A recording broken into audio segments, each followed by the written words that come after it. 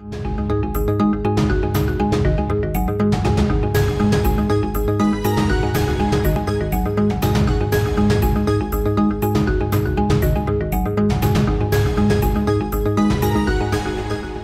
डालेंगे आलमी खबरनामे पर। सूडान की फौज ने मुजाहिरीन पर फायरिंग कर दी, जिसके नतीजे में 79 अफराद जाँ बहक हो गए। हज़ारों शहरियों ने सूडान में फौजी हुकूमत के खिलाफ रवां हफ्ते में मुजाहरा किया। लोगों की बड़ी तादाद ने दाल हुकूमत खरतूम में ऐवान सदर की जानब जाने की कोशिश की।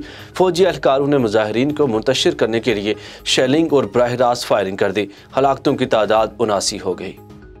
अमेरिका में बर्फानी तूफान से मजीद सैकड़ों परवाजें मनसूख कर दी गई। अमेरिका के कई इलाकों में 2 फीट तक बर्फ पड़ चुकी है। इधर शुमाली यूरोप में भी तूफानी हवाएं चलने लगी। बर्फानी तूफान के बायस अमेरिका की मुतअद्दिद रियासतों में एमरजेंसी नाफिज कर दी गई है, जबकि मशरकी साहिली इलाकों में तूफानी हवाओं ने समंदर की लहरें बुलंद हो गई हैं। दूसरी तरफ शुमाली यूरोप में तूफानी हवाओं का राज है। बरतानिया, डेनमार्क, पोलैंड और जर्मनी में 6 अफराद हलाक और मुतअद्दिद जख्मी हो गए। लाखों घर बिजली से महरूम हो चुके। ट्रैफिक का निज़ाम भी दरहम बरहम हो गया है। बात करेंगे यूक्रेन रूस तनाज़े के हवाले से। दुनिया भर में तवानाई के बहरान का खतरा पैदा हो गया। रूस और यूक्रेन के दरमियान बढ़ती हुई कशीदगी ने दुनिया भर में तवानाई के मुमकिन बहरान की घंटी बजा दी है।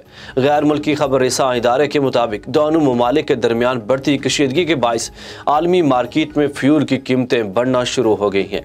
इस हवाले से माहिरीन का कहना है कि पैदाशुदा सूरत हाल पाकिस्तान में भी तवानाई के बहरान को जन्म दे सकती है।